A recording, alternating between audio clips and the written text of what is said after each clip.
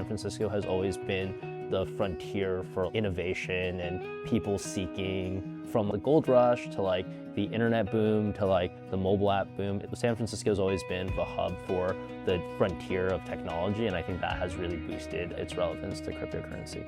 Cryptocurrency is really just money that flows freely on the internet, and I think that as a culture and as humanity is just more and more terminally online, for better or for worse, the use of like online payments being facilitated is only going to grow. Everybody's going to have money on the internet, and because everybody's going to have money on the internet in some way or form, it'll probably involve crypto. My name is Max Zhuang.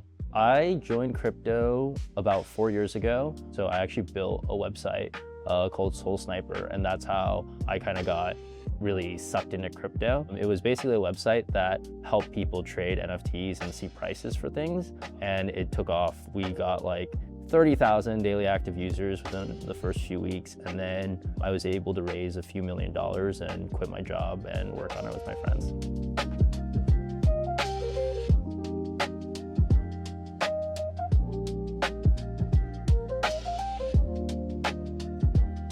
Tangible assets as a medium for exchange, I believe, does go down.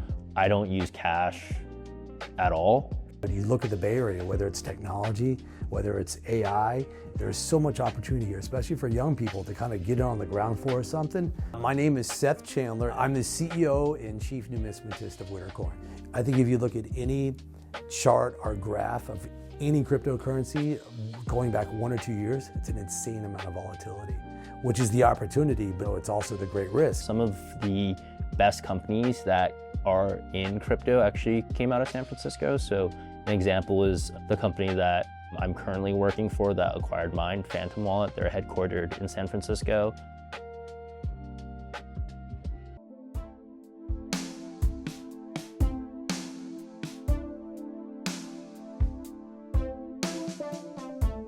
One of the principles of financial markets is like the greater the risk, the greater the reward.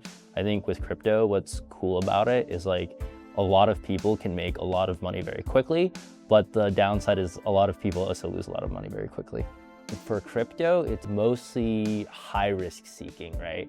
And so you actually kind of get a little bit of both, where you get extremely poor people and like people that really want to experience outsized returns or make it out of a hard situation. But then you also get very wealthy people that either have made their money in crypto or, for example, have a lot of money, right? They don't want to just be invested in stocks, real estate, and like treasury bills, right? And so those people are also seeking outsized returns. So you actually get kind of like the most rich and also the most poor people in crypto. And I think the demographic that's not in crypto is more of people that feel really safe and aren't necessarily seeking outsized returns.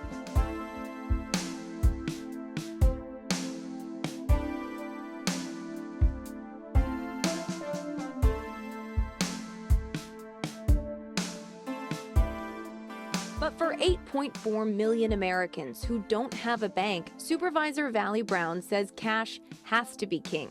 I think it's an equity issue. Supervisor Brown authored the ordinance that passed unanimously today. She says cashless businesses disproportionately impact the poor and people on the margins who are living paycheck to paycheck. We shouldn't be in a position that we're dealing with sketchy side currencies that aren't protected in any way, shape, or form as a way out for people.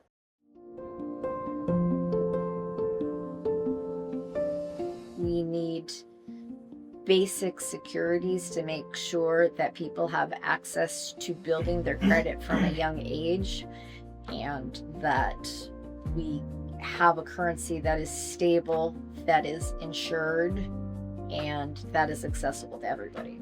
My name is Terry Aston Bennett. Cliffs Variety has always accepted cash and will always accept cash because we believe that everybody has the right to manage their finances the way they're comfortable with, and that we will accept currency as a form of payment for as long as it's a form of payment. There's a great amount of the economy that isn't up to date with all of the digital and cryptocurrencies. We still have customers that write checks and balance checkbooks. We know people that don't have email addresses.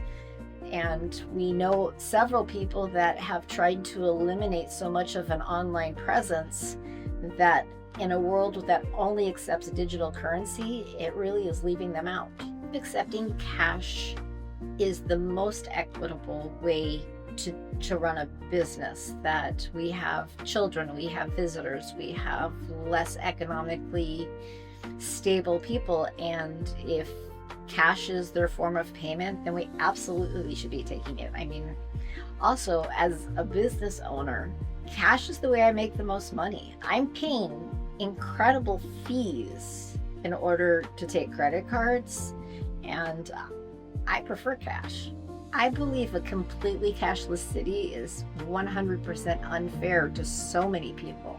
It disenfranchises people that want to use cash for budgeting purposes. It disenfranchises people who don't have access to bank accounts or credit cards. And it disenfranchises and it really discourages tourism.